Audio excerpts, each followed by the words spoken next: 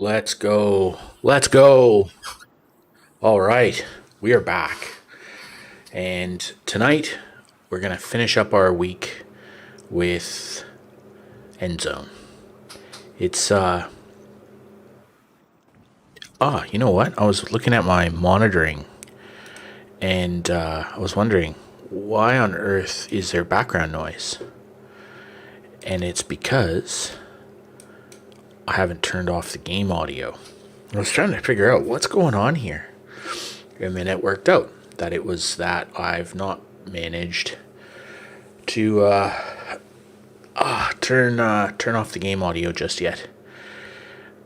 Well, Sunday, crazy. Another week out of the way. And like I was saying, tonight's our last night of Endzone, your multi-streaming watching kingdom. Okay. Um, so, um, yeah, it's I don't know about everybody else, but sort of thing with these lockdowns is that one day just kind of rolls into the next, and you sort of lose track of which day of the week is which. Um, I I literally spent the whole day thinking it was Saturday. My wife said to me, sort of mid afternoon, I dropped Zach off at work and came home. She's like, "What time do you start your day tomorrow?" It's like, I don't know, whenever I wake up. And she's like, "Oh, don't you have meetings in the morning or something?" I'm like, "Meetings in the morning? What?" And then I worked out. What she was talking about was work, and I do in fact have work on Mondays, strangely enough. So, so yeah, I kind of just completely missed the boat on that one. But yeah, all day I just sort of thought it was Saturday, and then the day just kind of then flew. Excuse me. I dropped Zach off at work, and it was kind of raining outside, and the windshield wipers in the car, I sort of turn them on to just get the, it was drizzle, it wasn't really rain, so just get the drizzle off, and they kind of stutter, right? You know, and so I hit the washer, and I've been having some trouble in the car with the washer fluid tank. I'm not quite sure what's been going on, but it's been funny for a couple months now, I guess. And I just haven't bothered to do anything about it. And then there was no wash fluid. It was like, bugger. And so I got home, grabbed some water, grabbed some of the washer soap alcohol mix, and put it in, poured the water in, and I can hear the water dripping out the bottom of the car. And I'm like, oh, this is not a good scene. And so I poured the full two, like one of these whole jugs, so like one of these 2.2 liters of water, poured it into the reservoir through a funnel, and looked down under the car, and it's just a puddle. And so I hop into the car and turn it on, flick the washers, just a little squirt of fluid comes out about 2 inches up the windscreen. And yeah, I kind of know something's not quite right. And it's just like, man, come on. And so in my Lexus, and I've known this, so this is not news to me. So I've kind of known that the way to get at the reservoir tank is you effectively have to take the bumper off the car. And so it's not really a DIY home thing. Like, I'm shocking with tools to start with. Like, it's just not my skill set. And so yeah, I kind of knew straight away that I was in for a trip to the mechanics possibly several $100s. Well, for sure, several $100, because taking the bumper off and putting it back on is not that's not a 10-minute activity. That's 1 to 2 hours of effort. And, mechanics are like, what, 80 to $100 an hour. So kind of looking at a couple $100 just to drive it in, basically. I don't think the reservoir is broken. I don't think it's cracked, because it's in an awkward spot that if it were to have been cracked, the whole underside of the car would be damaged. So I don't think it's that. I think what's happened is the hose, the hose is popped off. So either the O-ring on the hose is blown, which is possible, or it's just been shaken loose, or I hit a bump and it jumped out or something. And I think that's where the water's pouring out. I'm actually pretty sure that that's what's wrong. But of course, I can't fix it because I can't take the bumper off the car. Because if I could, all I do is, if I didn't need to take the bumper off, I could just like reach down through the front of the car. Then it wouldn't be a huge problem. I could just reach down, plug the hose back in. If the O-ring was busted, I could fit a new O-ring and go. And I'm shocking with tools. I'm like terrible, but I'm confident I could replace an O-ring and a hose. Like, I don't think that's a big deal. But unfortunately, taking off the bumper, because it's got all of the vehicle sensors and stuff, like all the radar and crap like that, proximity of other vehicles, because I'm a terrible driver to start with. So it's got all that stuff. So it's not like just pop the bumper off, Sean. It's like there's a little bit more involved in it than that. It's got collision detection and all kinds of crap. So it's going to require somebody who actually knows what they're doing and will warranty their work. The other thing that's wrong with the car as well is the actuators on the auto locking is gone a bit funky. One or two of the doors the auto lock isn't really doing its thing anymore, so I kind of probably need to get the actuator or the fuses repaired or something. So I might be on the hook for $600 or $700 of repairs this week, which is a bit of a bugger. Yeah, it's a Lexus RX 350. It's a bit old, actually. I bought it brand new. I bought it brand new 2010. It was one of the first 2010 models in the country. I had an IS. I had an IS 250.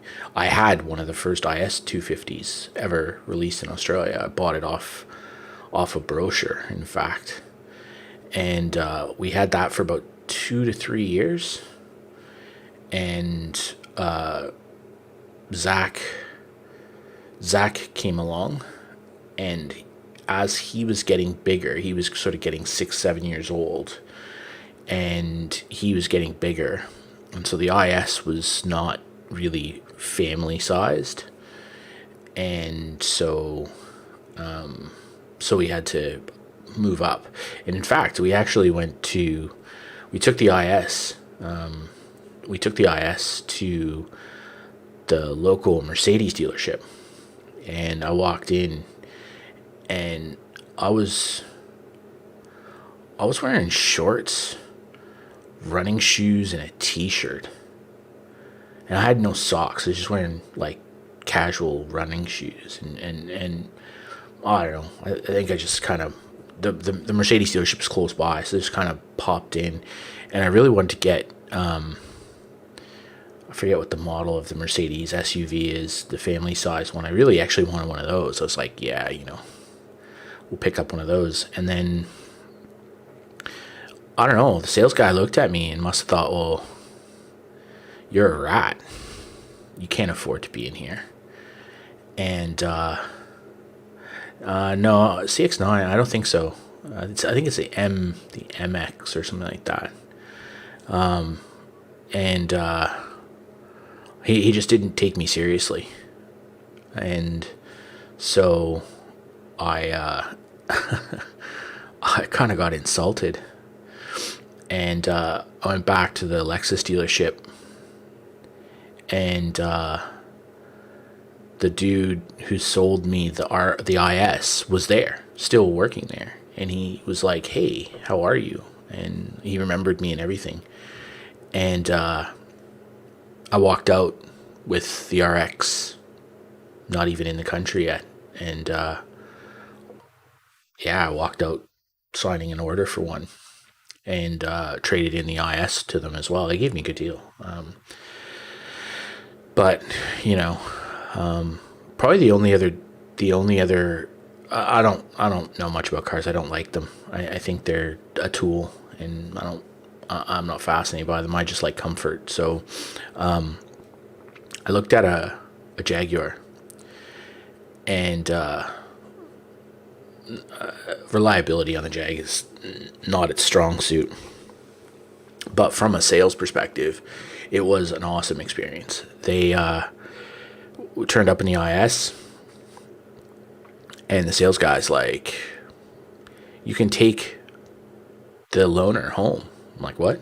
He goes, "Yeah, we'll keep your IS, and you can take the loaner, and you can take it for a whole day if you want, and just see if you like it. Drive your family around, go up places, do things, do some shopping, see what it's like." And yeah, we took it out about an hour, and I'm like, "Yeah, this isn't the move."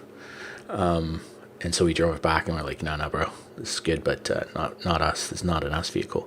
And we looked at what else did we look at when we bought the RX? We looked at the Infinity. I liked the Infinity, but I didn't like the service and support in Australia, and I didn't like the price. I thought it was a bit for the same money. The RX 350 was streets ahead. Lexus service and quality were just miles ahead.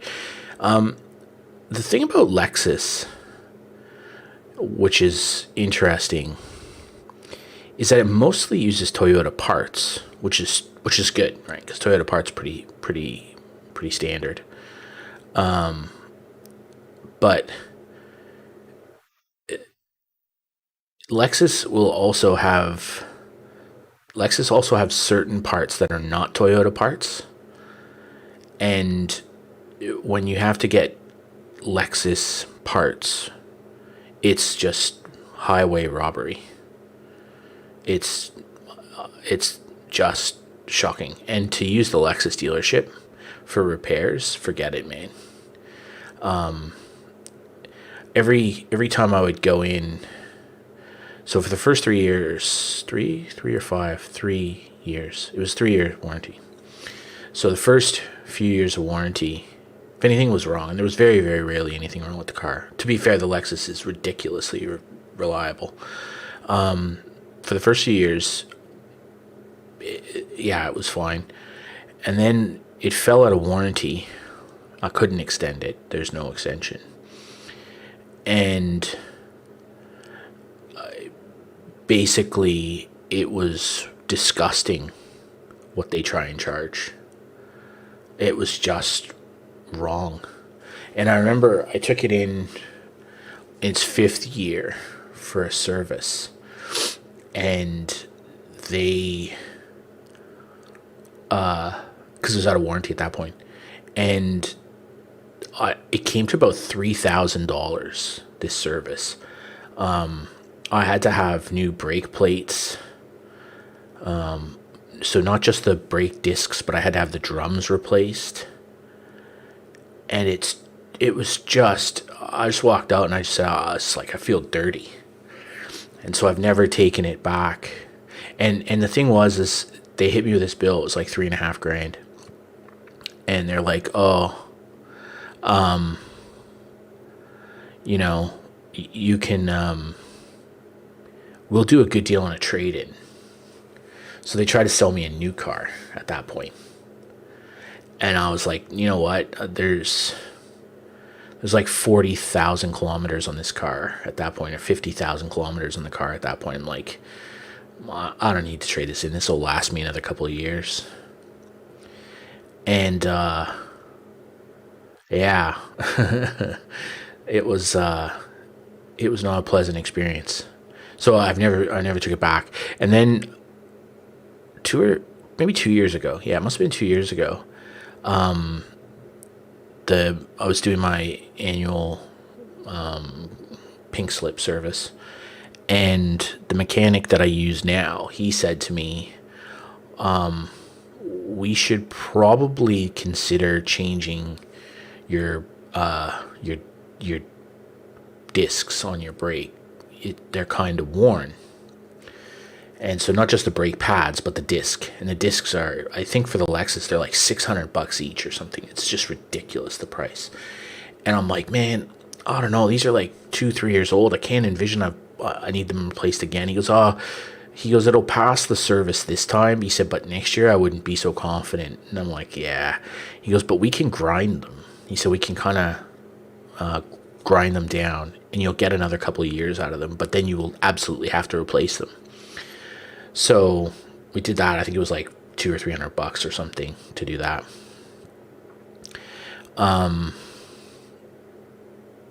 So yeah, my current mechanic is pretty good value. So I'll take the car to him and hopefully he'll not punish me. Last year we had what's it called?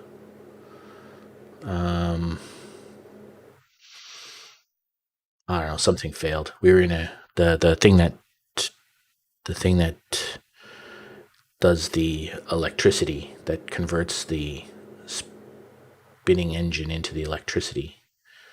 Begins with A. Can't remember what it's called. We were we were in, yeah, the alternator. Yeah, thank you very much. The alternator, and we were in McDonald's drive-through, and I turned. Oh, thanks, Jace. I turned around the corner to go pick up my stuff, and every single light on the dash went bananas, and things are lighting up. The car is flashing. The power steering is gone. It's just car is freaking out, and I'm sitting there saying to my wife, like, this is busted. Like, there's something not quite right here, and I we get our food through the drive-through window, and I have to basically just wrestle the car without power steering to turn back into the parking lot. And over on the far end of this McDonald's parking lot by our house, there's they have a few bays for managers and trucks and stuff, and they're really big, long bays. And so I managed to get the car in there and park it. And I went in, and the lady who's the McDonald's manager, I explained to her, I said, look, my car is just kind of pooped the bed, and I'm going to need to use your spot for a while. She's like, no. She kept bringing us drinks and stuff like that. And so we called the roadside assistance, and they came and they towed it to my mechanic, and he came in the next morning. He's like, bro, your car is here. What's wrong with it? And I'm like, what? He goes, yeah. He goes, I just rocked up. It's 7:30 in the morning, right? He goes, I just rocked up, and your car is sitting out front, and the keys were on the passenger side seat. I'm like, that's not very secure. I'm like, it was not going to go anywhere. You couldn't turn the car on anyway, so it didn't matter. They could have taken the keys, done whatever they wanted with it. There's nothing they could do. It wasn't going to go, unless they wanted to. If the criminal wanted to replace the alternator, good on them. I guess they could have done that and stolen my car, but teach their own. And so yeah, they had to replace the alternator, and yeah, that was like a $600 or $700 episode as well. So every year it's just like another $600-700 on this thing. But you know what? It's 10 years old, and it has 106,000 kilometers on it. It's just, there's no point in replacing it. Like, it's just be stupid. The car, it barely has any kilometers on it. So, and it's super comfortable. Like, it's an absurdly big, comfortable vehicle, and I drive like a bozo. Like, I'm a terrible driver. bump into shit, and I don't really care. Like, I have to have a car like the Lexus with every imaginable safety feature, and auto stopping and collision prevention systems, and I have to have it all, because if I don't, I'm gonna hurt myself.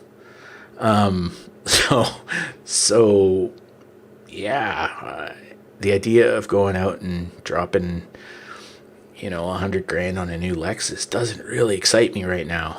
So I'm kind of gonna go and hope my mechanic can fix whatever the hell is wrong with this without sort of pillaging my bank account. I'll tell you what I'm really worried about. There's some passenger side damage on the bumper and wheel well. I bumped into something, I guess. I don't even remember. But there is some damage there. And because they have to take the bumper off to get at the reservoir tank, I'm concerned they're not going to be able to get the bumper back on. And then I'm not only on the hook for whatever the damage is to replace or fix the hose or whatever the hell's wrong with the washer fluid reservoir, but I'm really super concerned I'm going to be on the hook for a couple of panels as well. And then it turns from like a $500 or $600 episode into like $2,000 or $3,000, and that would just be a shit show. So I'm really hopeful that it doesn't turn into that, because at that point I think I'll tell them to leave it outside and I'll set it on fire and make an insurance claim or some shit, because at that stage the car's not worth it. It's the remaining value on the car is just not worth spending thousands of dollars on. It would be a big job for an auto body repair shop to replace the bumper, the wheel well, and then paint, because they'd have to paint the whole car. That would not be an insignificant job. So I'm hopeful that they can just pop the bumper off, do their work, and get the hell back on. Or even still, pop the car up on the blocks, on the rack, and do it from underneath without having to take anything off. Just kind of look up, see the hose, pop it back in, and be done with it. I don't know. I just can't be asked, to be honest. The whole thing is just becoming a giant pain in the ass. I hate cars. I hate them. I really don't. I grew up, my family didn't own a car. And so I grew up not having a car and didn't really care. And I didn't get my license till I was 27. So I've spent more than half my life without owning a car. So I don't really care for them that much. No, the chassis is fine. There's no damage. I just kind of bump into stuff. I don't smash into things. I just, I back into shit. And I hit things that I brush up against stuff. My depth perception while driving is, it's not ideal. And it stems from carelessness. I genuinely don't care. And so the back hatch, there's this straight line across on the hatch where I've backed in to a parking spot in a parking garage with a concrete overhang and literally backed right into it. And you'd think, okay, that's stupid. But I did it twice. I didn't do it once. I did it a second time, a year later. And so, really, I'm the worst person to have a good car. I'm the worst. I'm shocking. I shouldn't own good cars because I'm careless. And every car I've ever had has had problems. I had when I first got my driver's license.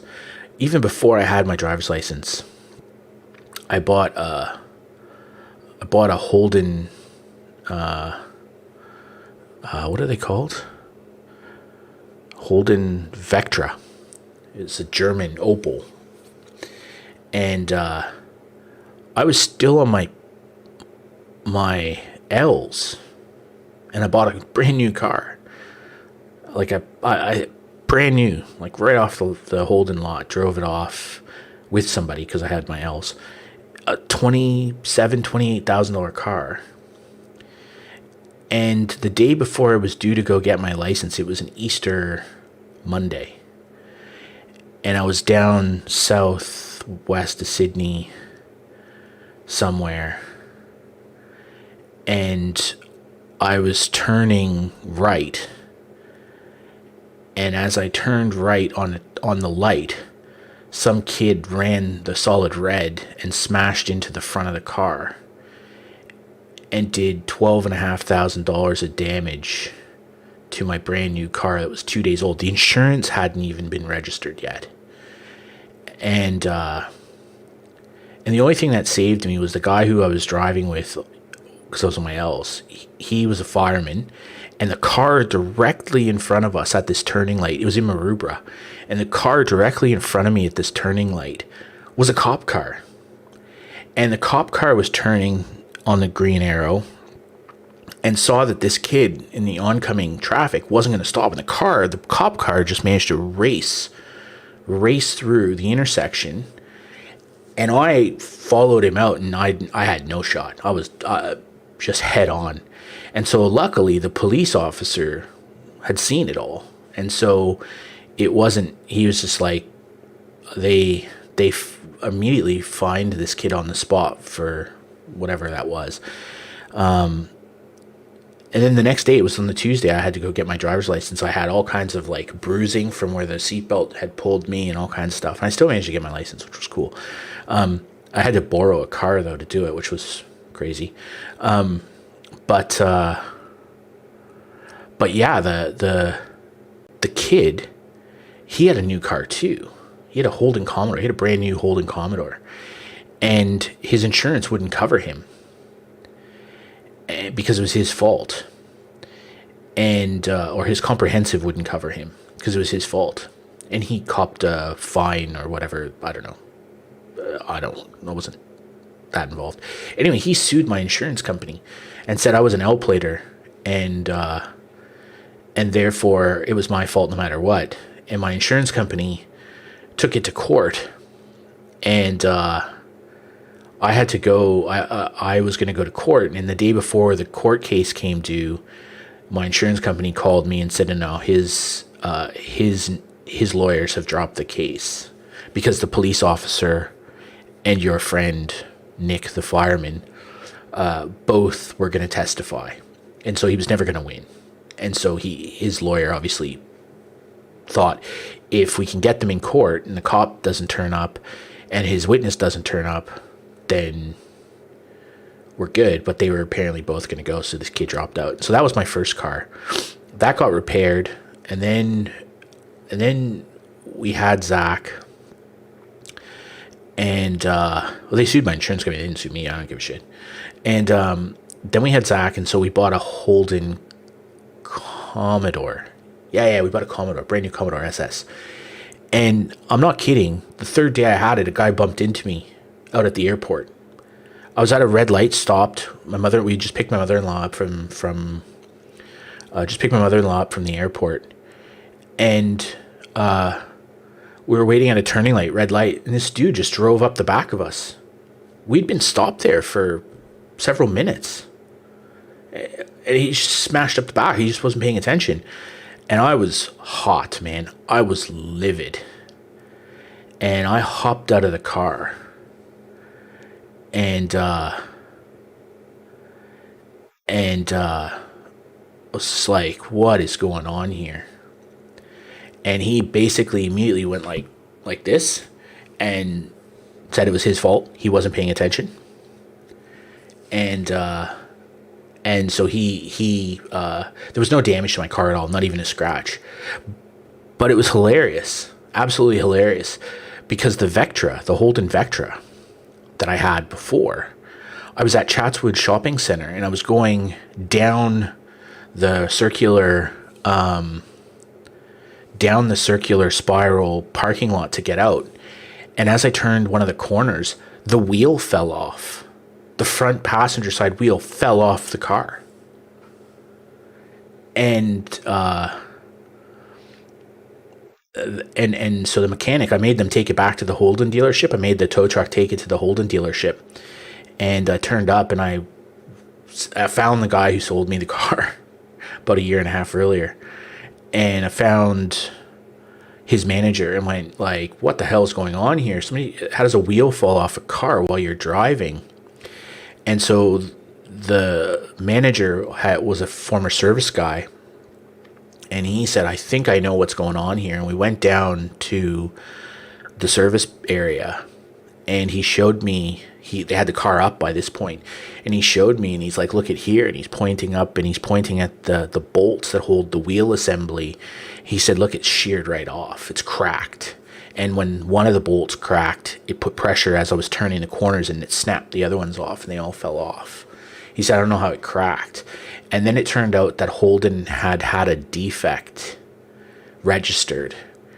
And when the car had gotten repaired from the accident, they were supposed to have done, even though the car had been only 2 or 3 days old at that point, it was an aftermarket repair, and they were supposed to have done the repair then, and they didn't. And the auto body shop who did it didn't do. They were certified Holden dealership or repair shop and everything, and they didn't do the replacement, so they didn't follow the work order for the replacement. So the guy said to me, he said, I will give you, I'll buy this car back from you at what you paid for it, and I'll give you a massive discount on another one. So that's how we ended up with the Commodore. The Commodore was like a $50,000 car, and he gave me like 28 grand or something for my Vectra, and then he said, I'll split the difference with you. I think I paid like 10 grand extra or something for the Commodore. So I got the Commodore for like $38,000 or $39,000, and it was like a $50,000 car.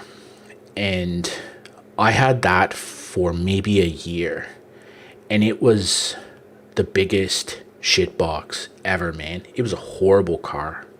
The Commodore was just terrible. It just rattled. It just was loose. Everything shook. It just felt like plastic. I'm just like, man, this is garbage. And so I said to my wife, like, the other one is people at work. I was working at a place, and it was everybody I worked with pretty highly paid. And everybody at work kept saying, can you get like a proper adult car? Like people were driving Porsche and like my boss had a, what is it called? A Maserati. Like they were all driving top end cars, and I'm driving around a Holden Commodore, and they're just like, this is not the look. So our CEO hooked me up with his Lexus guy, and we had a corporate discount with Lexus, and I got the IS, which was pretty flash. And Lexus actually paid me, they paid me more for my Commodore than I paid for the Commodore. So on the trade-in, I actually made money on the trade. And then, so that's, yeah. And then, so my luck with cars is shocking, right? So then I had the IS, and we were living out in Castle Hill. And then, I don't know how long ago, it had been 2007 or something. And there was a massive storm in Sydney. Massive storm. I still probably have pictures somewhere on Facebook. Hailstones, golf ball size hailstones. And I had the car parked out front of our house, our townhouse. And the IS was about a year old at that point.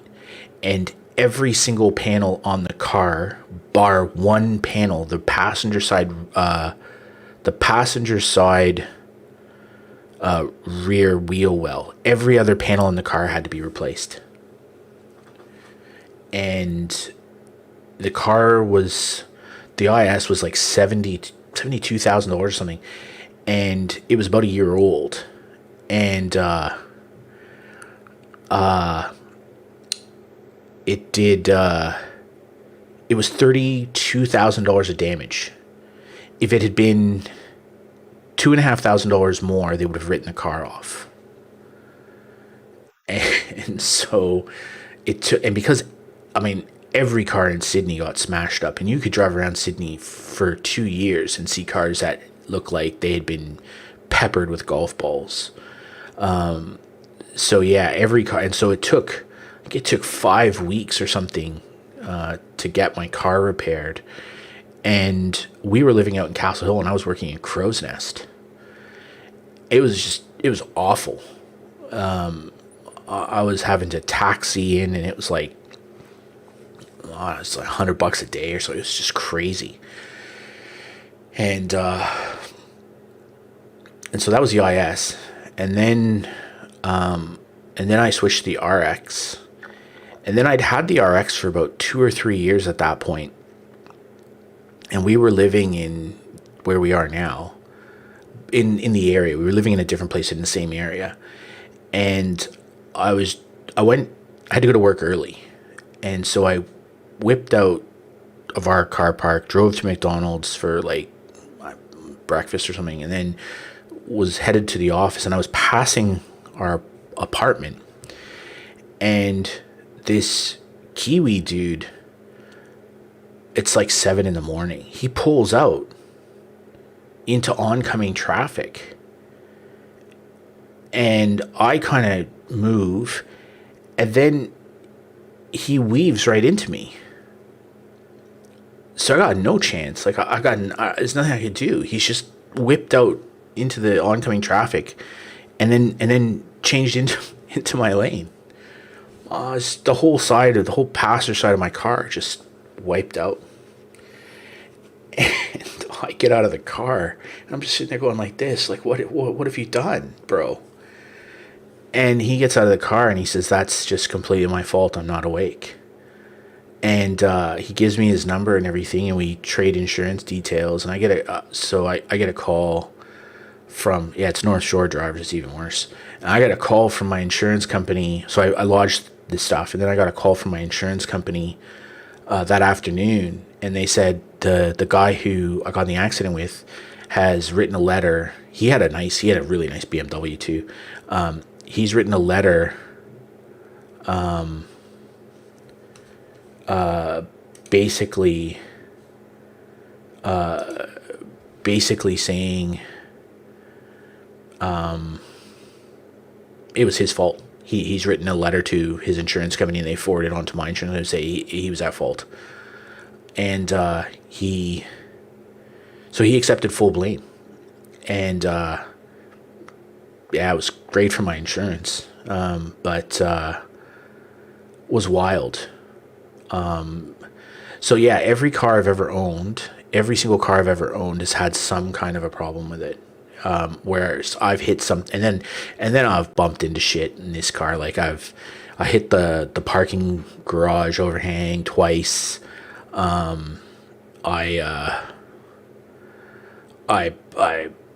bumped into a pole outside I brushed a pole outside my house. The current damage on the passenger side wheel well, some jerkwad at Chatswood Westfield bumped into my car and left me a note and said, "Haha, sorry." And I saw it on the windshield, like, what the hell is this? I didn't know what was wrong. And I was like, "Haha, sorry." And then I got home, and as I was walking around the car to go in the house, I noticed the damage on the passenger side wheel well. So he basically wrote me a Joker note to tell me he damaged my car. So yeah, I've had cars and me are just shocking. It's a shit show. I shouldn't be allowed anywhere near them. But sorry, let me rephrase it. I'm actually a pretty good driver. Like I'm no risk. I'm very safe. I stay within the speed limit. I stay in my lane. I don't do anything stupid. I'm probably one of the least risk drivers you'll ever meet. Because I don't like going fast, and I'm pretty safe. But when nobody else is at, I don't park very well, and I just have bad luck. I just have bad driver luck. So yeah, me and cars, we don't really get on that well. So I'm hoping that this one isn't, multiple thousands of dollars. I hope it's just like a couple $100, and I'm safe.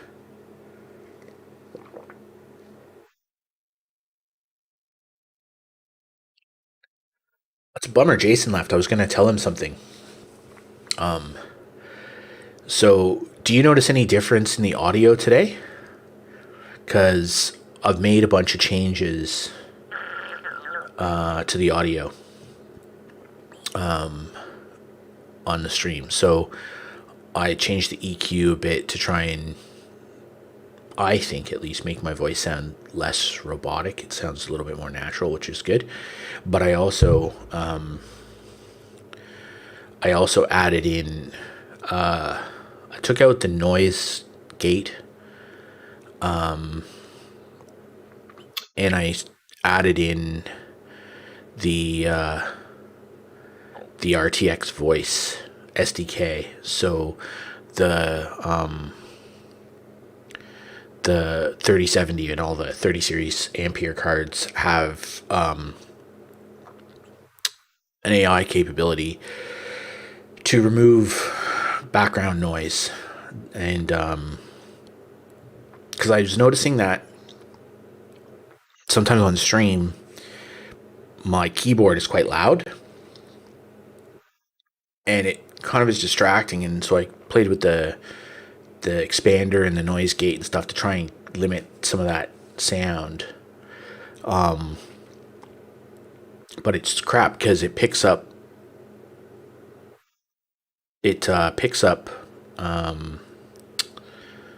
stuff. It clips some of what I'm saying, and it picks up other things. And so I've been really having some struggles with that. So the RTX voice, I tested it today, and basically I could type, and it seems to be able to pick that sound out with the tensor cores on the graphics card, and just filter those out entirely, which is pretty awesome. And the quality on my voice,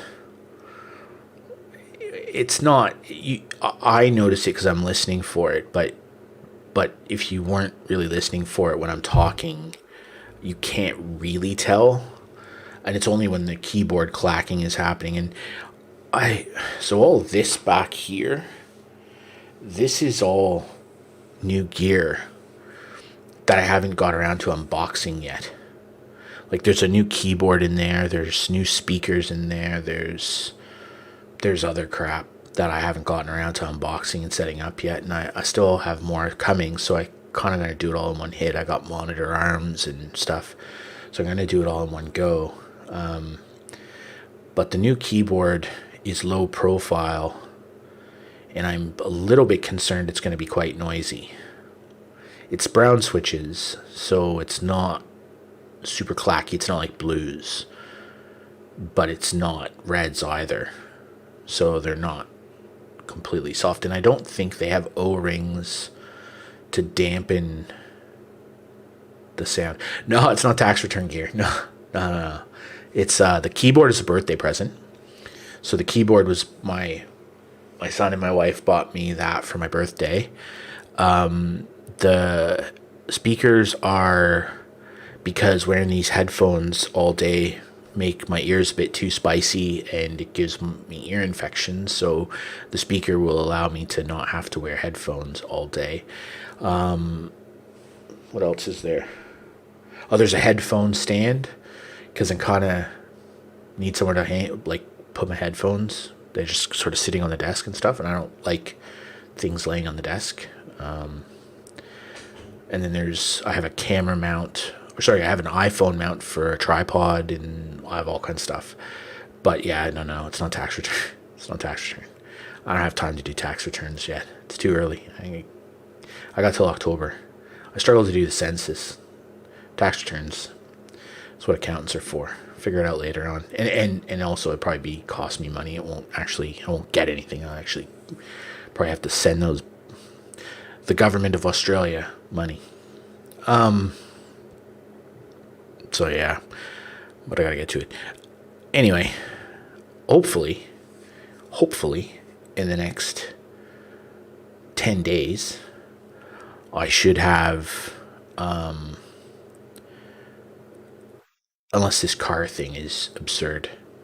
I should have the new Stream Deck. I should have new lighting. I'll have the monitor arms for sure. I've got one or two small upgrades to the PC that I'm doing, just tiny things. And maybe a Go XLR Mini. Maybe. Gotta see if I can get one. They're just stock is a problem right now. I might have to import it from the UK. So I kind of probably wait till I know what I'm going to do, next week. And then order all that stuff. So I'll wait till the car gets done, and then I'll wait and I'll buy all my toys at that stage, I guess. Anyway, we've talked for a very long time, and anyone tuning into the VOD is going to think that this is a just chatting stream and not a video game stream. So maybe we should play some video games. Okie dokie. Let's turn the volume up. I like 60. Maybe a little more. Whoa, hey, that's a bit too much. All right. So we got yesterday, as is the way with this game. Things went well until they didn't. And then all hell breaks loose in this game, because that's how this game is. And so yeah, so I have no scrap, I have no tools, and I have no cloth. So that's going to mean that I'm then going to start running out of protection equipment. And the moment I run out of protection equipment, then my people will start to die. And then it'll go, because they'll start getting radiation poisoning, and it'll all go south. So hopefully we can get this cloth situation sorted out relatively quickly. So I'm building a bunch of stuff down here. It's another scrap, and there's another defense tower. So hopefully we can get some of this stuff. Like, they're making tools.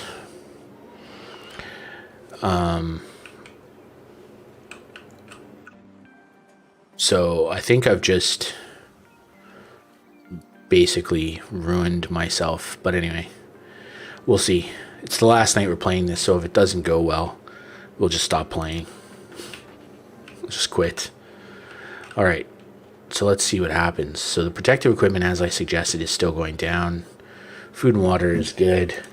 Let's reduce some of that, because we don't need that many people, obviously, doing that.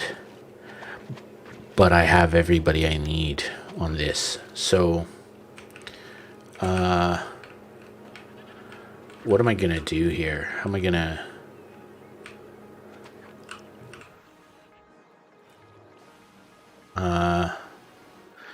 okay, what do you need to do this? You just need cloth. So the problem is we just don't have enough scrap. So what is, that's a watchtower. Let's make that a priority building. What else can we do? So we don't have enough tools, we don't have enough housing, we have unhappy settlers. Let's see if we can get, we have more scrap. Okay. Maybe we should build another scrap thing out here. Scrapyard. Wow, there's so much scrap I can almost not build.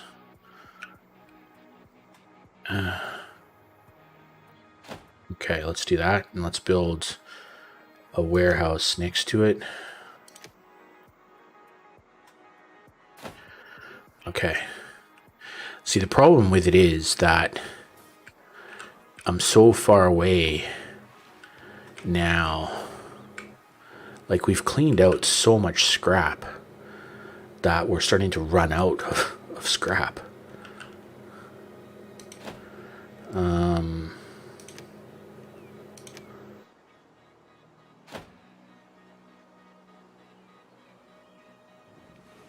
Like, our town is huge.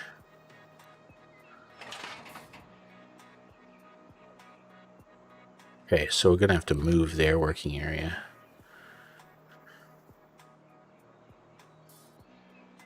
Move it over here.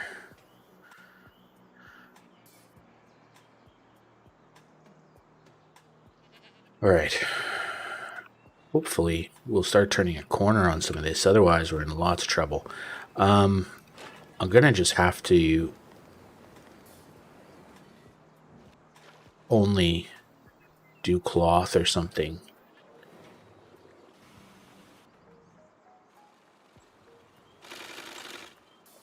That's all they're doing as well.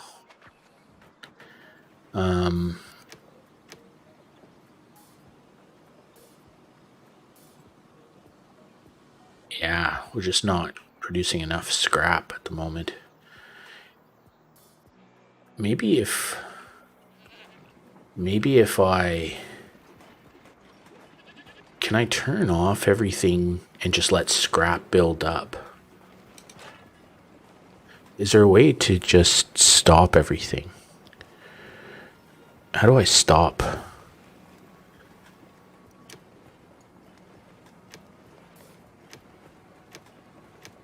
Let's just deactivate everything. No. Okay. I wish there was a way to do things in bulk, because this is kind of dicky.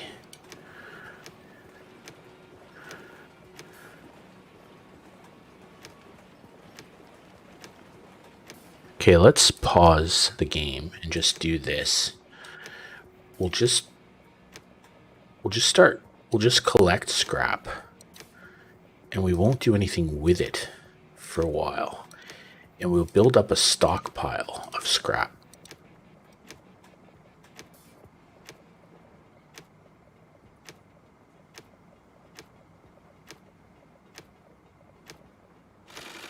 Stop using everything.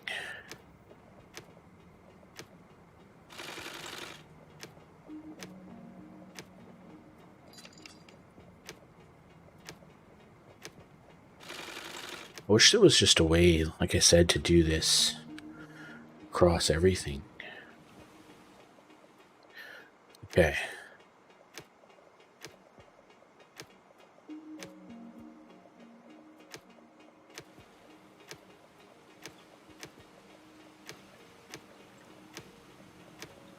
This is probably faster. Whoops.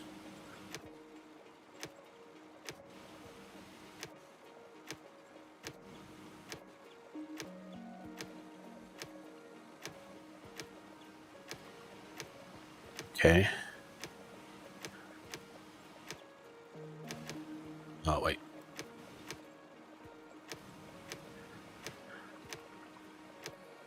Wow, man. This is a tedious process.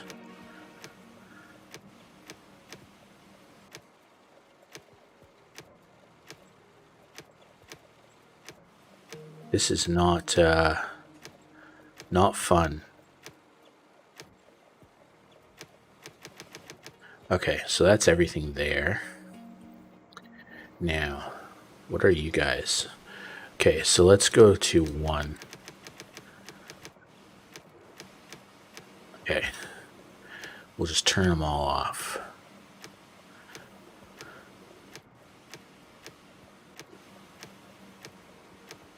Is there a way to... No. Bugger.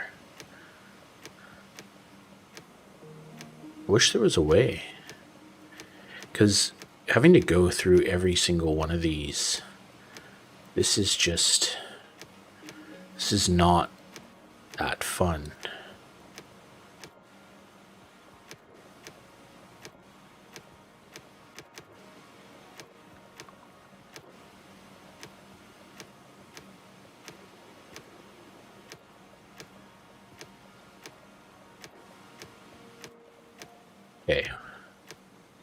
So that's all of the tools and everything. So that's all of those.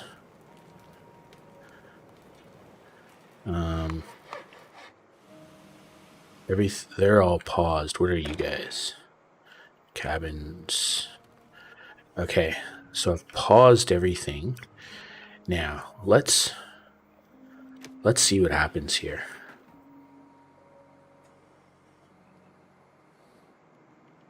What should happen is I should have scrap start to build up.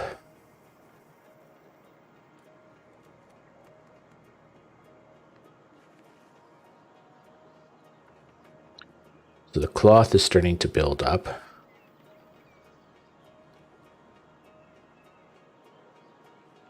But the protective gear is in trouble. So I'll have to let my people get some radiation sickness, because I can't do anything else about that.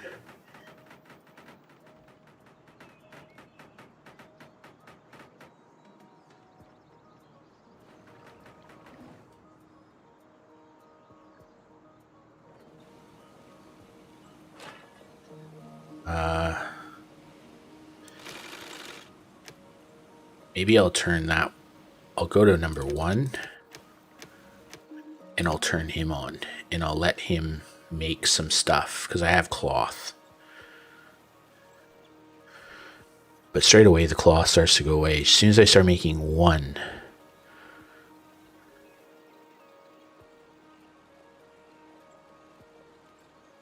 okay.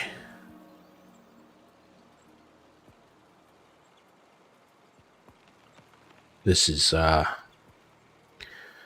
not ideal. Okay, so now we have no protection equipment, and straight away people are going to start to die. And then that's going to end up in a situation where, okay, so let's pause the game. Now let's go to our town hall. Oh, that's not that. We have a forum somewhere. Is this it here? Okay, I'm going to get rid of all of the elderly.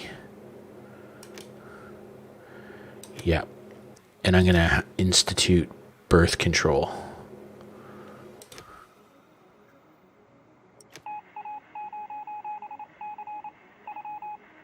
So we'll get rid of a whole bunch of people.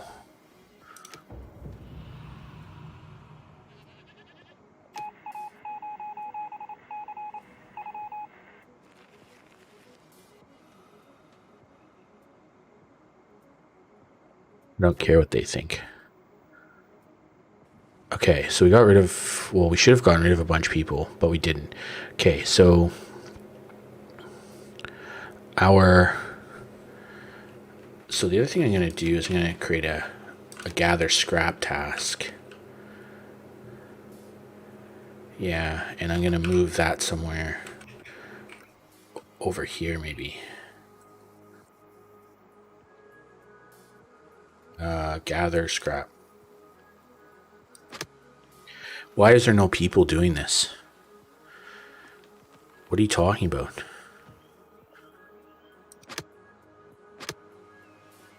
I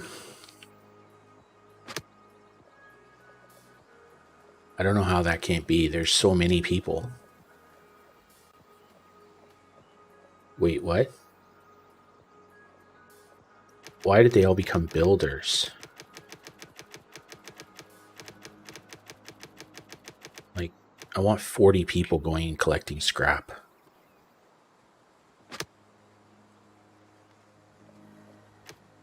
Let's move that over here. Okay, so scrap is slowly starting to recover, but then it drops away straight away. So our health is declining pretty rapidly. People are dying quite quickly.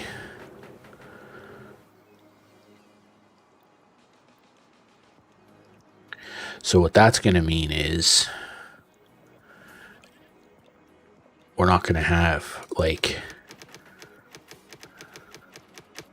We have to, no matter what, keep the number of scrap collectors up. That's the one thing we have to have. We have to get the scrap situation sorted out. So we can kind of reduce water collection. We can reduce farming. We can reduce fishing. Yeah, we know. Go away. But we can't have scrap collection drop.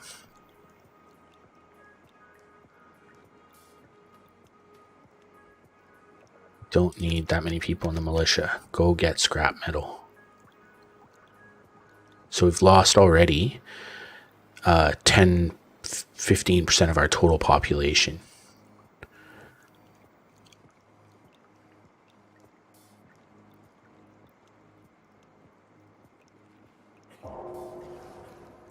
Oh, now we have an epidemic, because that's what has to happen in this game.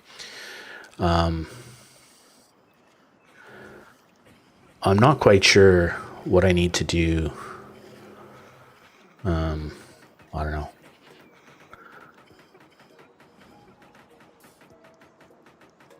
So this, yeah. See, as soon as the scrap starts to recover, we immediately lose it all. Far out. Is this repair? Is there a way I can stop them from repairing buildings? Yeah, do that. No more wasting scrap metal on building repairs.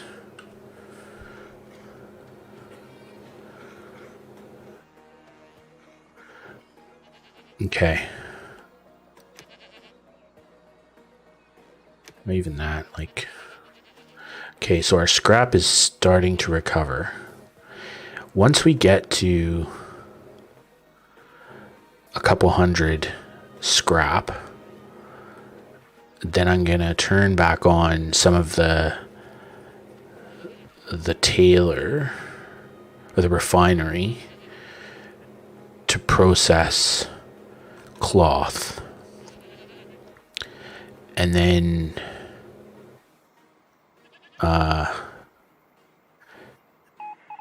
many of our settlers are whatever, man. Like, stop complaining.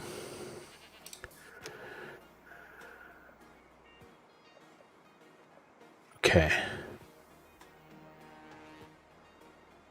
So our food and all that is still pretty good.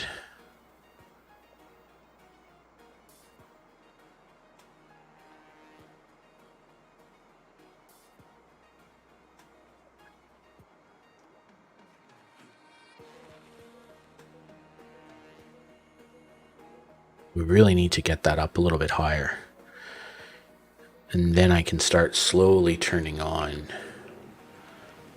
stuff. Okay.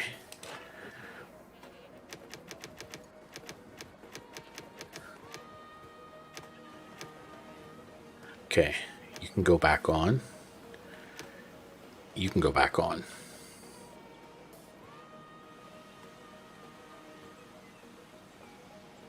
Then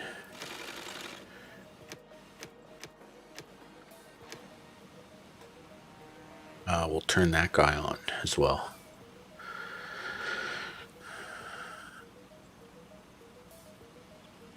See what happens to our scrap and our cloth supplies.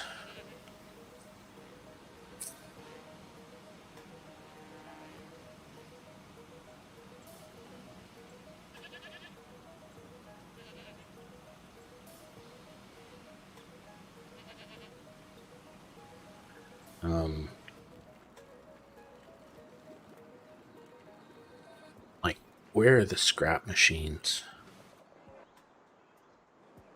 Just, I'm constantly paranoid. Yeah, like, these things just don't have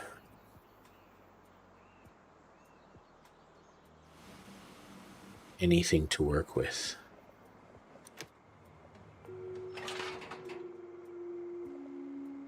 Okay.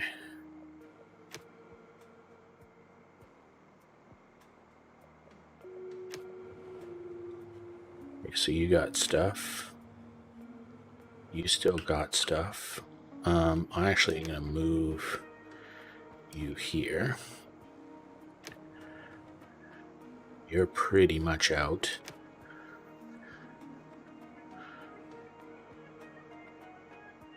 Okay.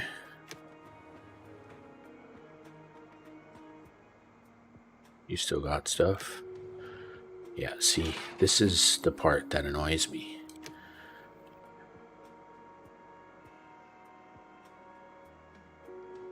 Okay. So you're still going good. You're going well. And you're going well. Okay. So that's good. Now let's go back to our town and look at these guys. Okay, so we got 2 on.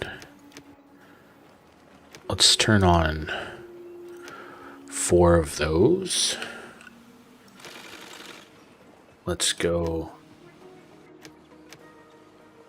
Wait a second. I thought we had a tailor shop.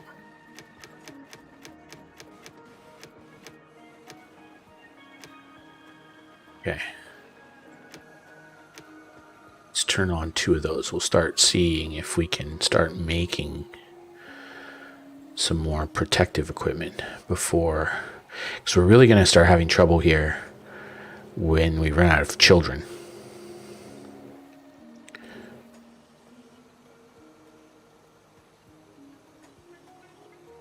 Okay, so the water carrier situation.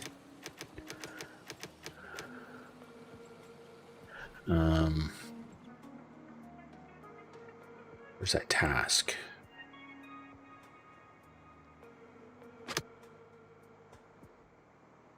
Okay, so there should be lots of those people doing stuff. Okay, we have lots of scrap now. So let's go back here. And let's open up a few more of these.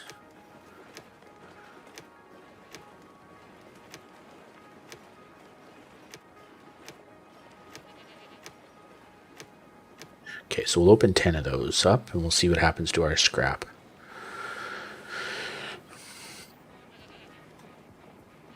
Our cloth should go up, but hopefully our scrap doesn't drop too far. So our cloth is slowly going up.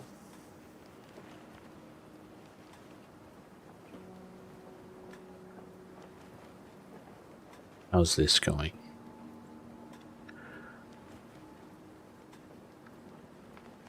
Okay, so we can open a few more of these.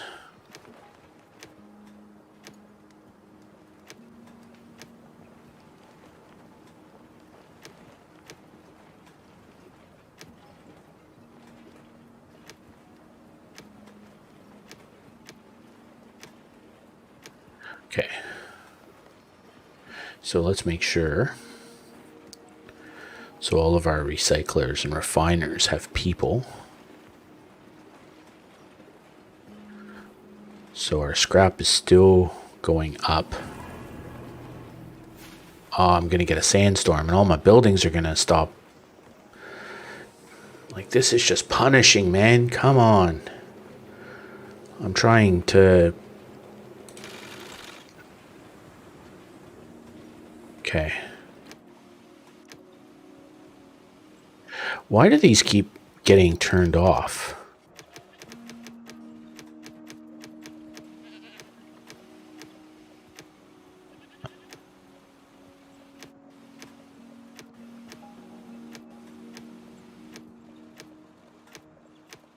Okay, let's turn on 5 of them and see what happens.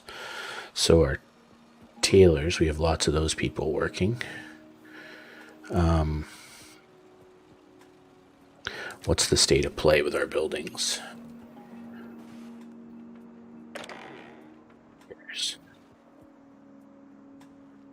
Just make sure none of our important buildings are damaged. Our mine is damaged, and is that water? No.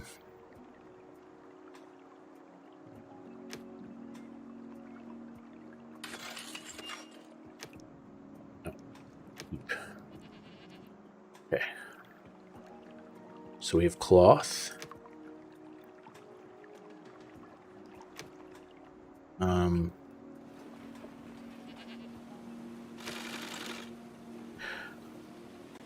Okay, so they've got people. They've got people. They've got people. They've got people. Now, what's our cloth situation here? It does not look good. Okay. Let's turn on some more of these.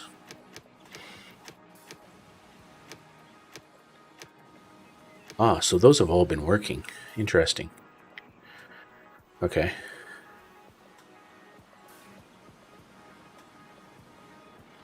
Oh, that's interesting. What if I upgrade them all? Can I upgrade these guys? No, I cannot. No.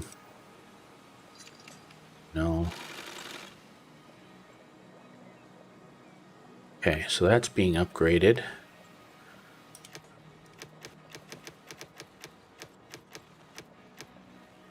Okay.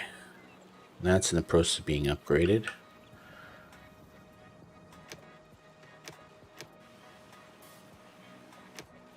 I'm not sure why they keep getting turned off.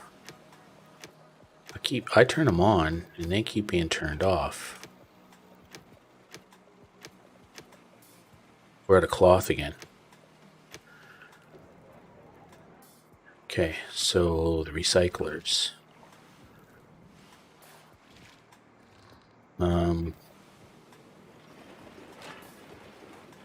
Okay.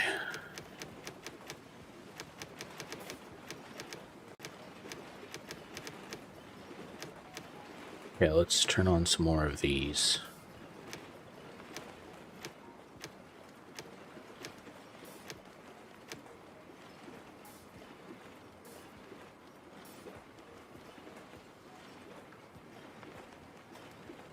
Actually, you know what? Let's turn them all back on.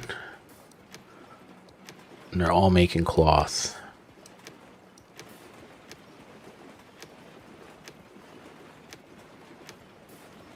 %, focused on cloth.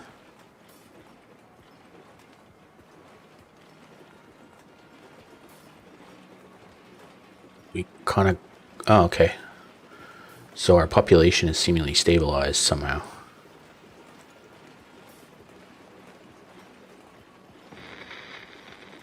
Okay, we're there. Okay. Scott was right. Near the gas pumps, it still really reeks of gasoline. Maybe some valve sprung a leak in the vapors from the underground. Yep. Yep. Car wash, lease, yep. Gotcha. Go. Perfect. Good job. Let's go. Okay. Hey, there we go.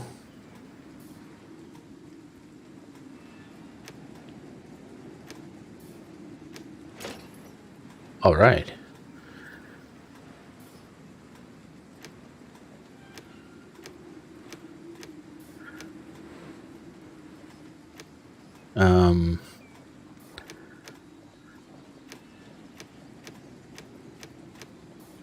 Let's go.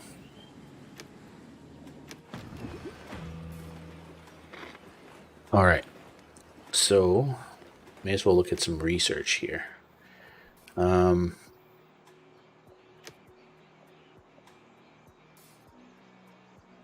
Let's do that. Okay. So our cloth situation. Where is our... Okay. How are you going? Still got some to do.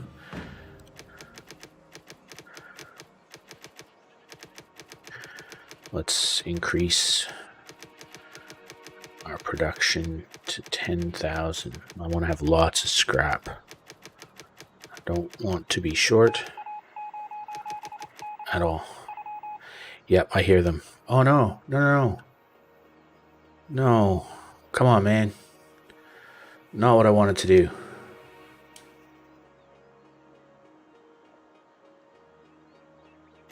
Okay. Far out. Okay, you make a metal tool. Oh wait, you stay on scrap tools. Let's go to number 1. Okay, you make metal tools and you come back online. You make metal tools. Metal tools. Metal tools.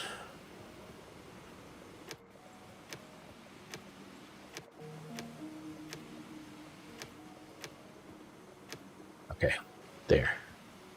Well, actually, you know what? Let's just do 10. Let's start. We have lots of metal, so we should be good. The cloth is a huge problem. I don't honestly know what to do. We can't have any more. We have like 30 places doing cloth right now.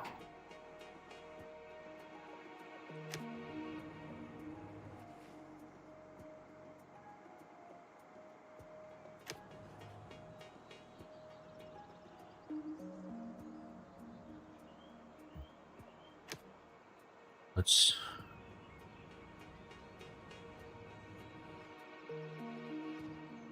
do that. Let's just not get lost. Good. Okay, so you don't have anything to do.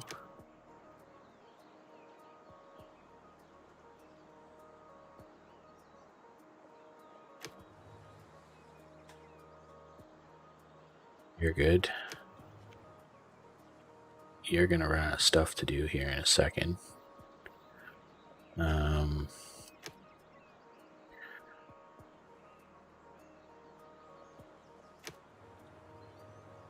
You're pretty good.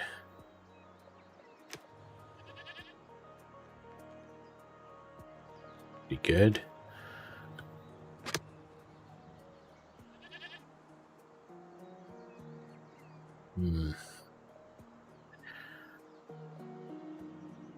Okay, we'll just keep an eye on you. You're gonna run out of stuff in a second here. You're good. You're good. You're good. Alright. So, scrap's going well.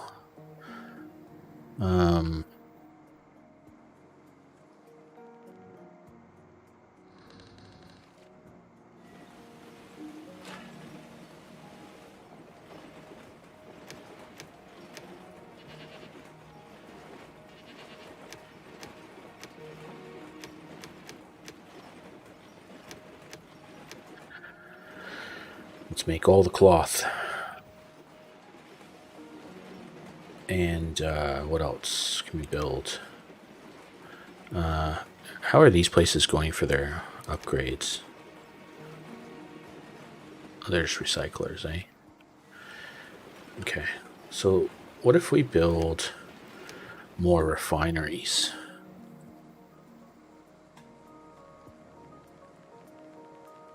Let's just build like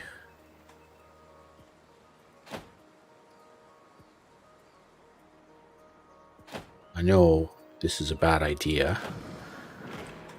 because upgraded workshops. Like, I know that this is a bad idea for a whole bunch of reasons.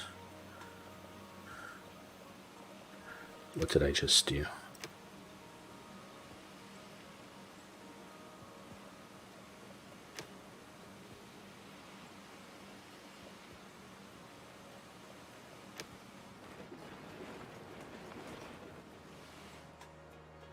Okay.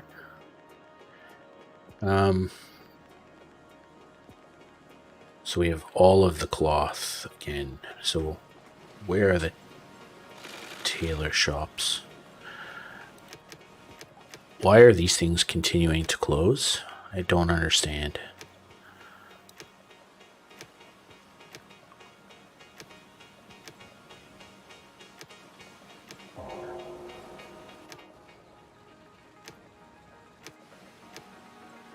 I want them all back on now.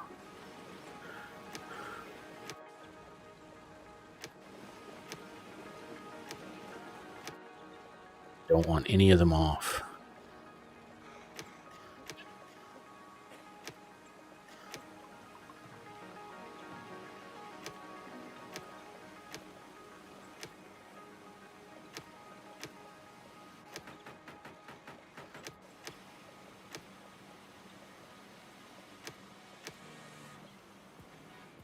Okay.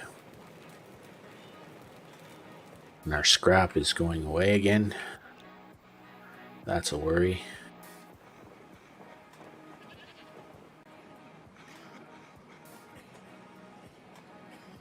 What is that thing that pulls the stuff out of the air? Where do I do that? How do I get to... How do I get this guy? Okay, let's just let the research go. How do I add more researchers? Okay.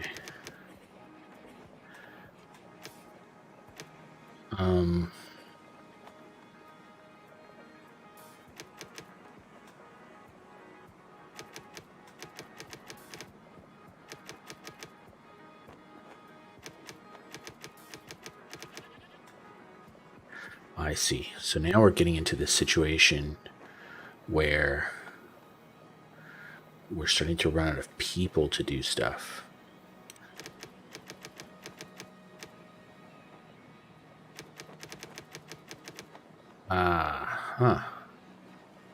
Well, this is the death spiral we found ourselves in last time.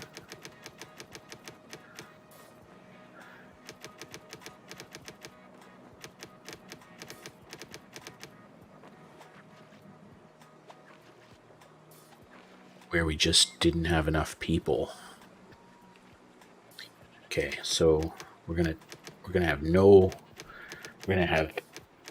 almost nobody doing water, nobody building anything, nobody fishing, and everybody's gonna do refinery.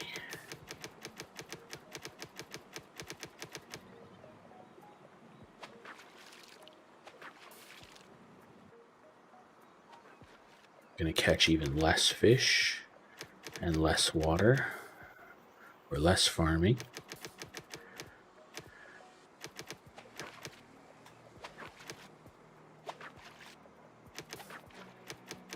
And more goods production. We need to get that sorted out.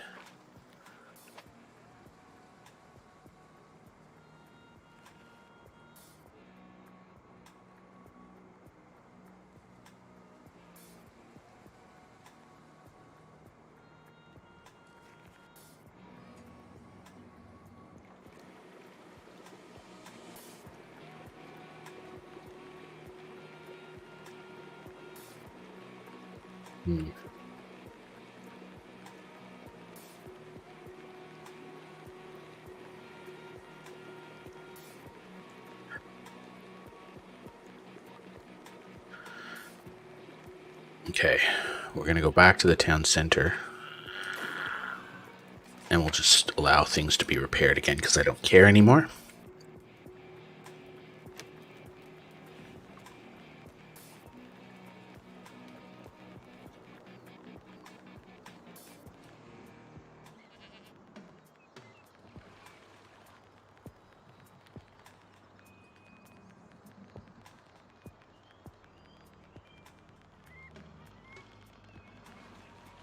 Genuinely do not care anymore.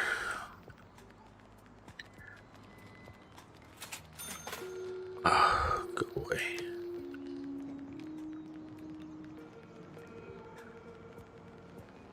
So, for whatever reason, looks like our radioactive stuff is working again. Okay, so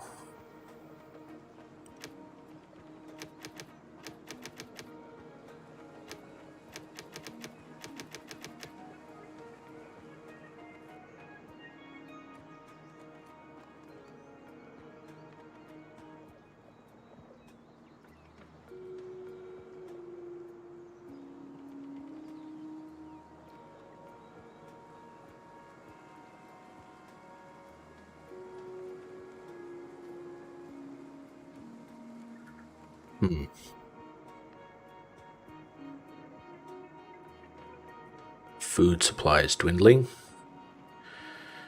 I would imagine we'll probably run out of food soon.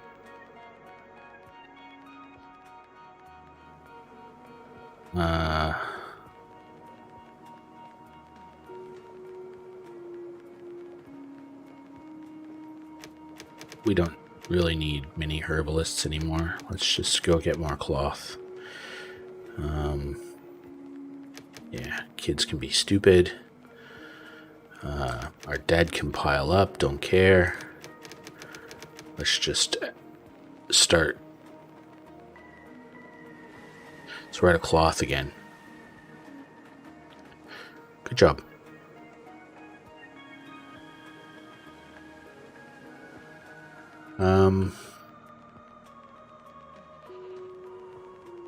Oh.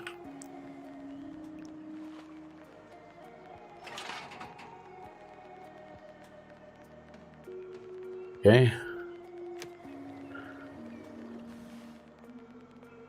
Yep, you're good. You're good.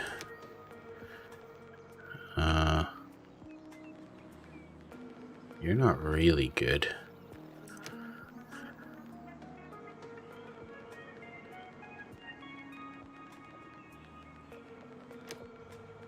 Hey, you're awesome.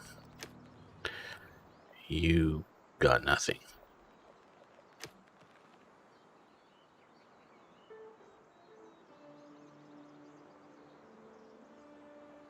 Now you got lots.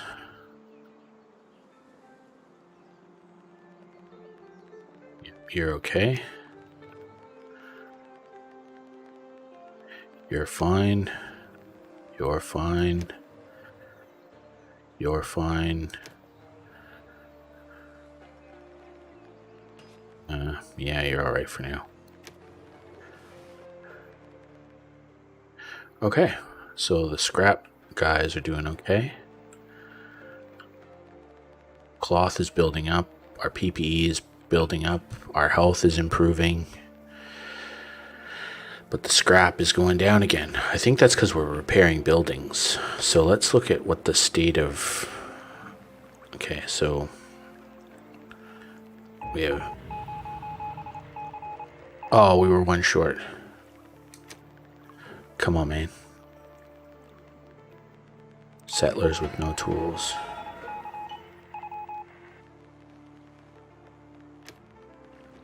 Okay. So where are the tool places?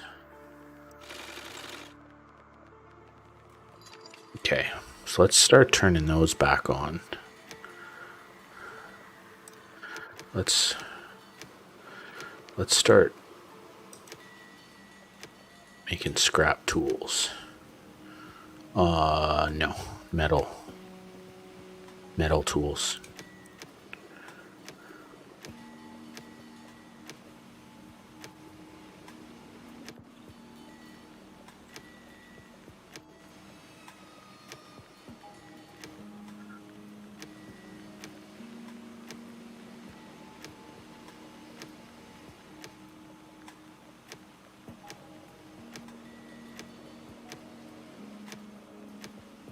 We've got lots of metal, so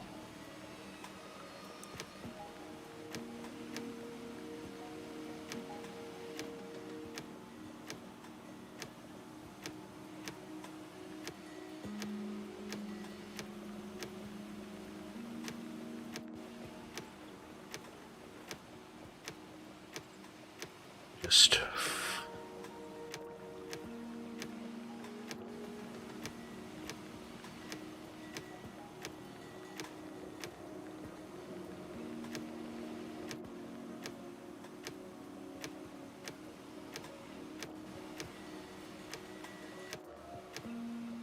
okay. So our issue now is people.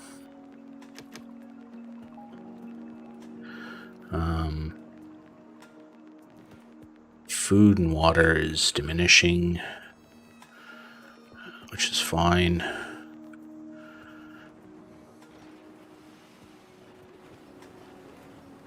Metal is declining, but our PPE is going up.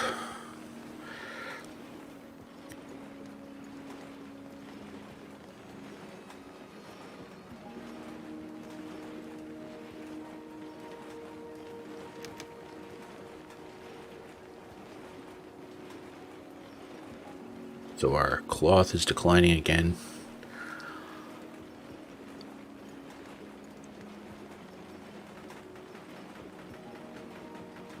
What's this?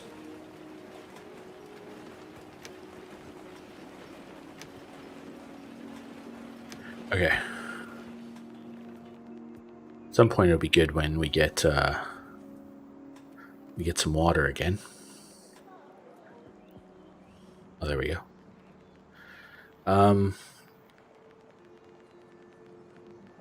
Let's pay attention to some of that stuff.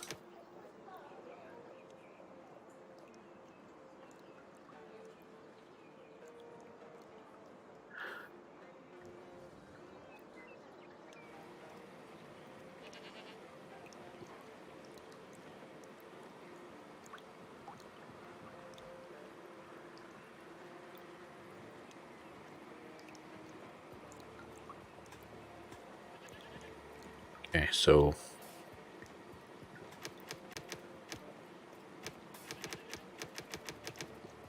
okay.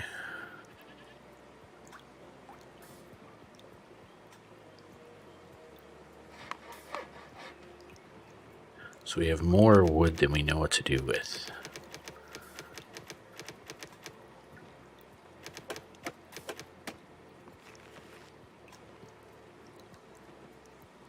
Maybe what we can do is throw those into there.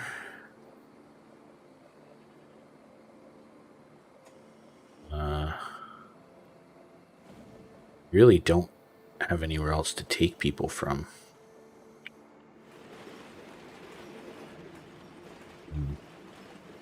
Out of tools. Our PPE is in good shape.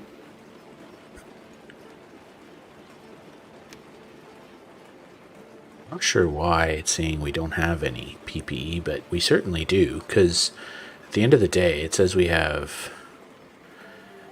Maybe we just need to start doing a little bit of a different type of PPE. Okay. Okay. Let's have 20 of them. Let's have 10 do-neck scarves. And then 8 do each of those.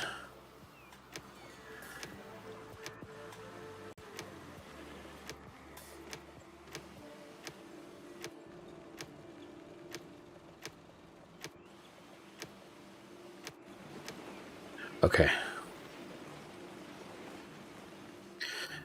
Now let's stop it. Okay, so our food supply is dwindling. Everybody will go become fishers.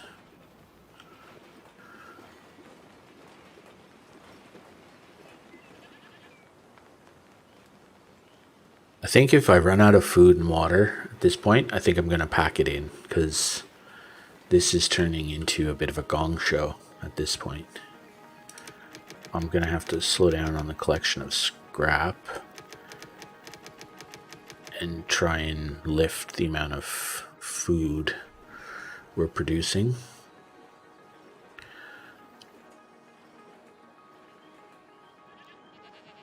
Yeah, I'm gonna have to pull back on everything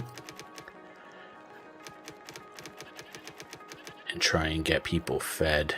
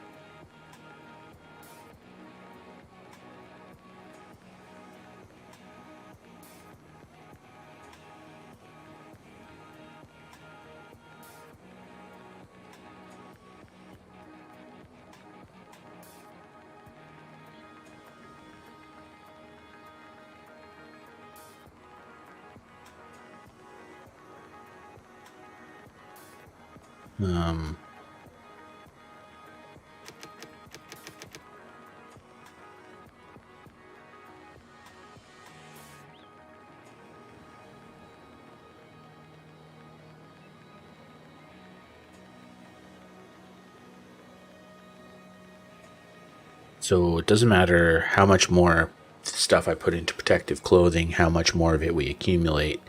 The reality is that it doesn't seem to be getting to people. So our population's sort of declining, our food's dropping.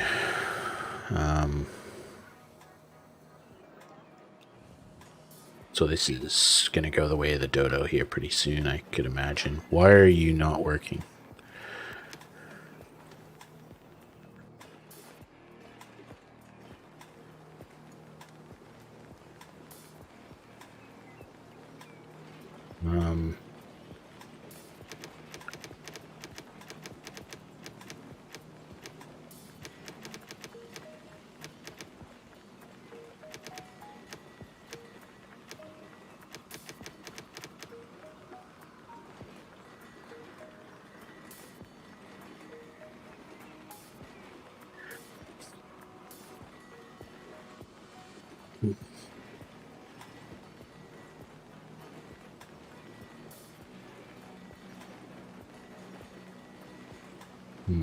Well, you know what?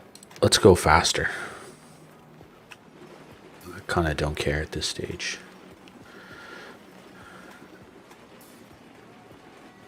We'll just focus on these guys. Okay.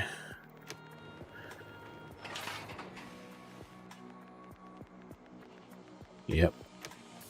You're good. You're good. You're good. You're good.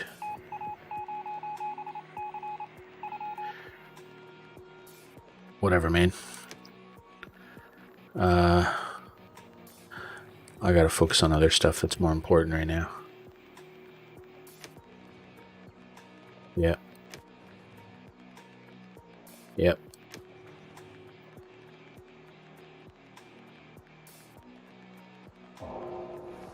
Oh. That's just punishing this game. Okay, so food's good. Okay, so what else? Let's go back over here.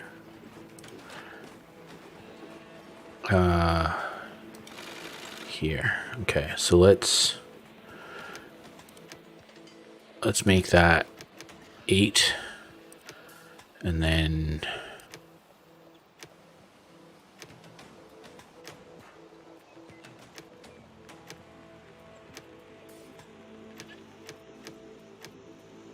okay, so yeah, like, come on, man. So do we have any decontamination people? Let's go.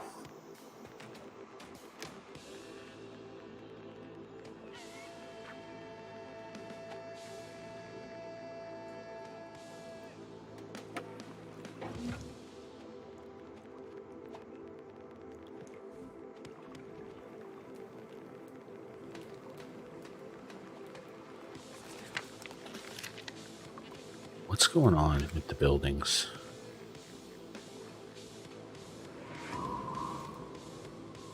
Oh, no food and water again. It's about. It's been about that moment. Whatever. It's been a while since we had a calamity.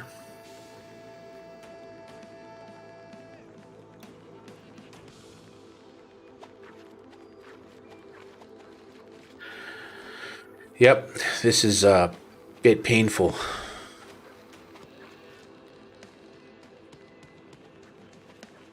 No limits on those things.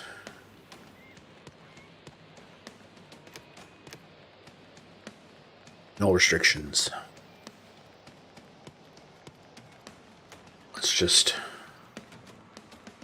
start making stuff.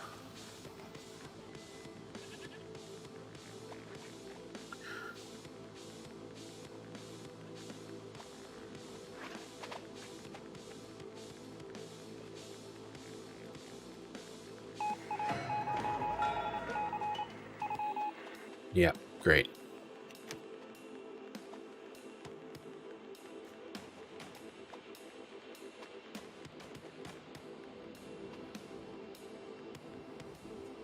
Okay.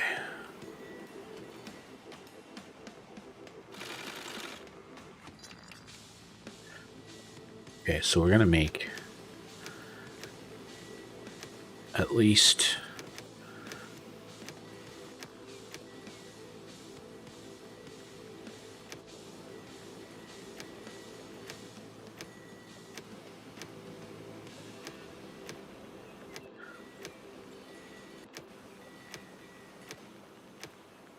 and we'll make scrap tools.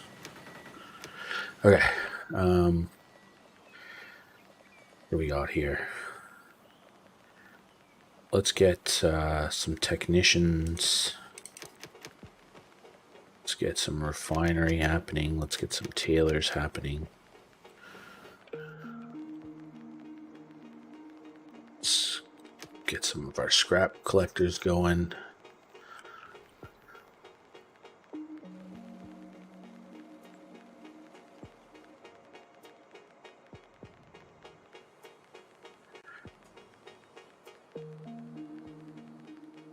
All right. Well, we don't seem to be in crisis mode at the moment, which is kind of rare. Although,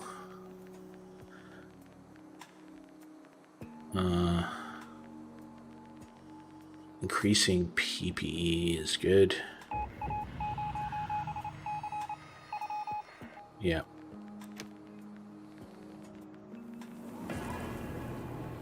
Oh, yeah, no, sandstorm. Because, why not? This game is just punishing, man.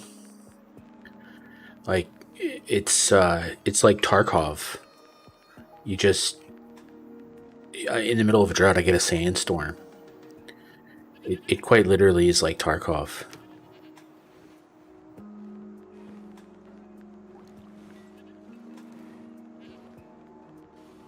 Well, here, go build. Go fix stuff.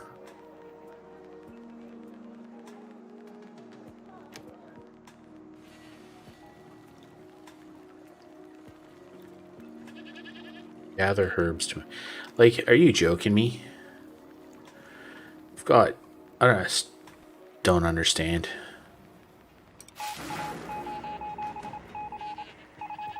Okay. I think that's it for me. I think I've had just about enough of this game. Okay. We're good. Thanks for coming out, Endzone. Yeah, we're good. This is just ceases to be fun at some point, and not ideal. Too hard. Not fun. Go away. This was this was a really interesting week with this game. You can see how it could be a lot of fun, but it's the balancing in this game is not good enough. It's you could play it. So if you play at the opening speed, it's too slow. The game just takes too long. So you have to move to the middle. There's three speeds. You have to move to the middle speed, and then at the middle speed, things happen sometimes quickly, and then the game gets out of balance, and then you end up with you end up with these colossally stacking negative events. So you end up with a drought, a sandstorm, being attacked by villagers, and then an epidemic all at the same time. And it's like, well, okay, I mean, I get that it's post-apocalyptic and but it's not fun.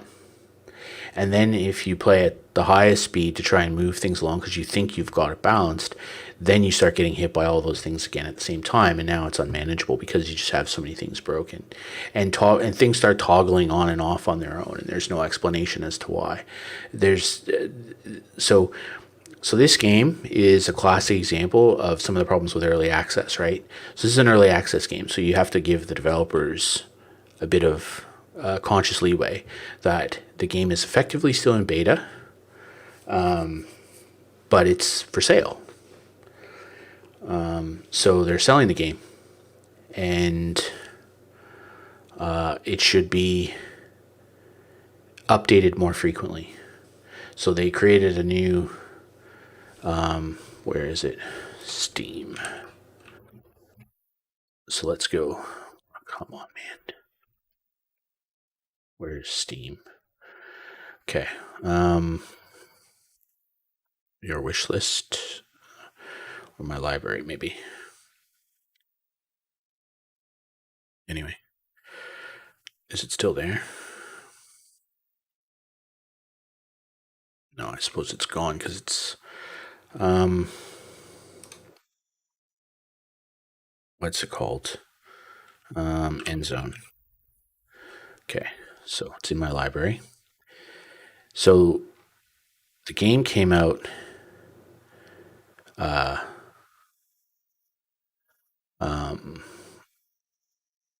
in March, right? But it was so yeah, it's been out for a long time now, and it's not even early access anymore. It's actually released now, and the balancing is still out, and now they're selling expansion packs, and it's still it's still balancing correctly. Oh, hey Regina, I didn't even see you there. You were in amongst all of the you're in amongst all of the stream elements. I'll chat with you later. So so yeah, it needs to be more fun, which means it needs to have the ability. It doesn't have to be easy. That's not it, but it has to be manageable. And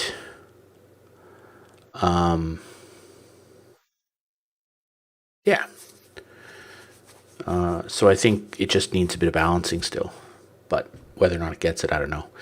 I wouldn't. I mean, so what did we play this week? Played 7 days. Normally on stream, I average probably 2 to 3 hours a night of gameplay. In this game, I think I average less than an hour and a half every day, because at times it's just like tonight, it's just not fun. It's just not. The kernel of a really good game is there. The all the right pieces are there for a good game. It's just not balanced correctly. The casual normal mode needs to be better. Needs to be less punishing. It's I made a strange comparison to Tarkov. Very much like Tarkov. Tarkov is a punishing game. I don't know how I admire people who can play it, because I look at it and it's just this just is too hard. This is like work. Not my style. So this game can have elements like that where it ceases to be enjoyable and becomes really too much. But, like I said, there's a lot of it to like.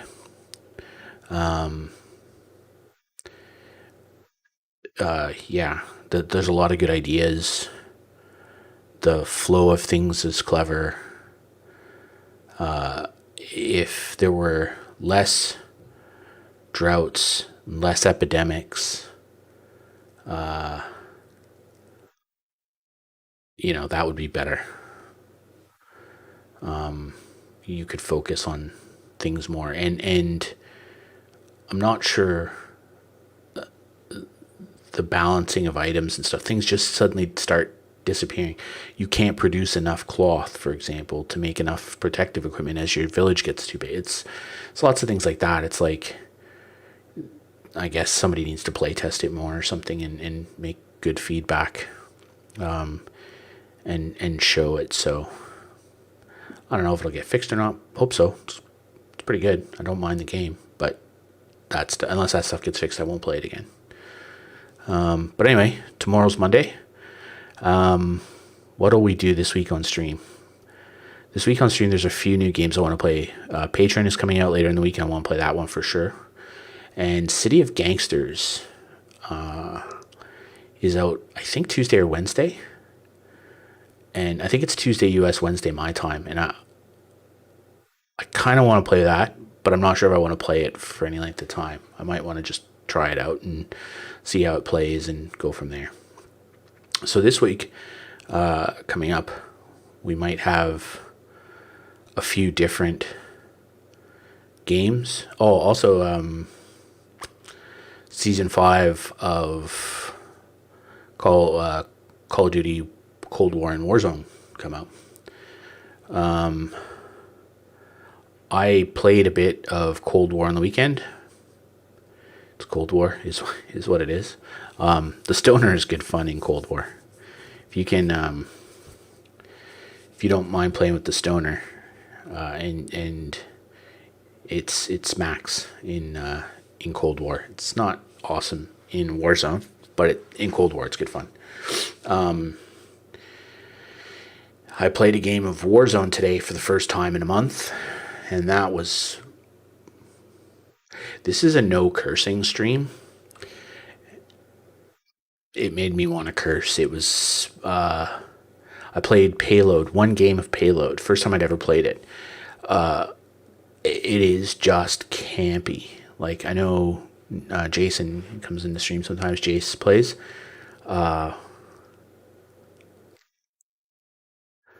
He enjoys it because he likes the sniping side of it and stuff like that. Good, more power to you, mate. I just find it filled with people perched in buildings shooting you, and then you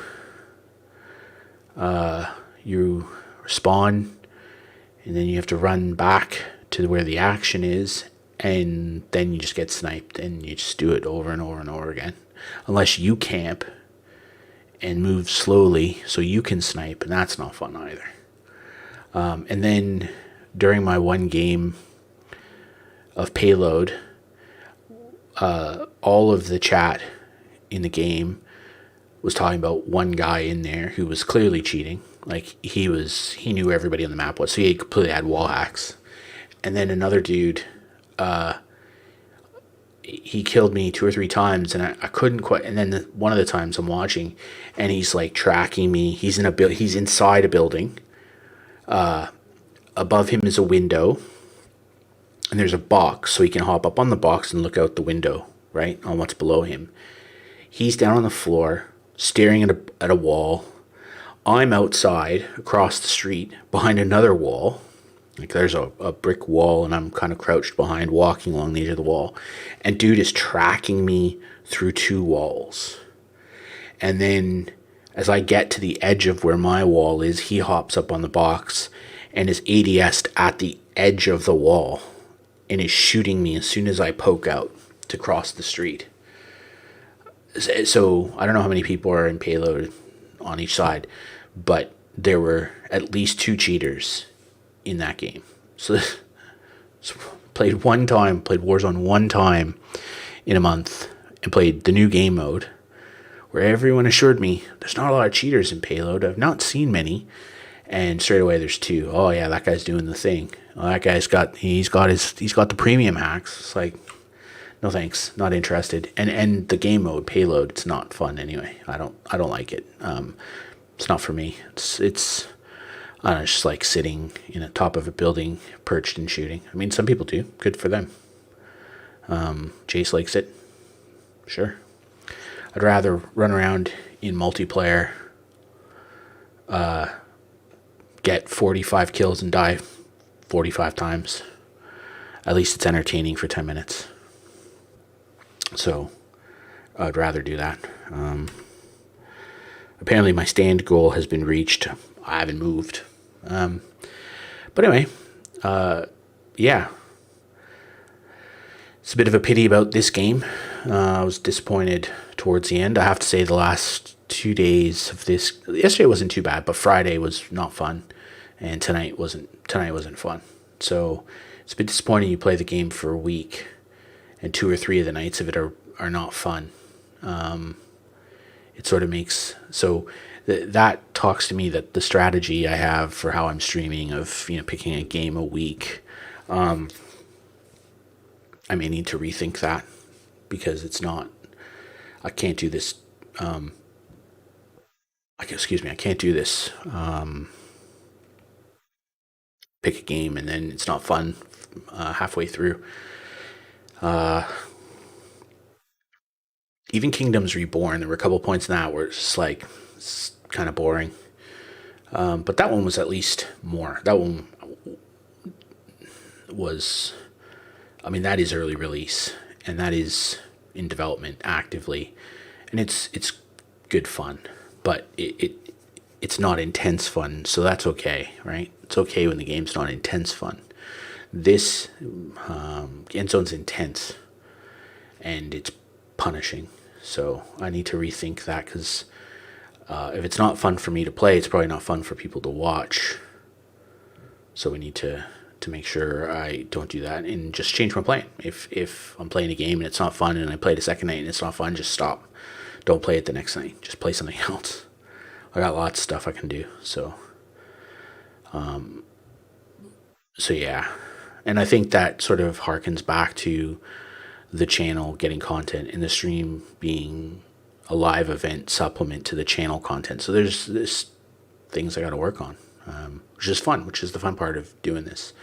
I have to keep coming up with new and interesting ways to build and develop what I'm doing and improve.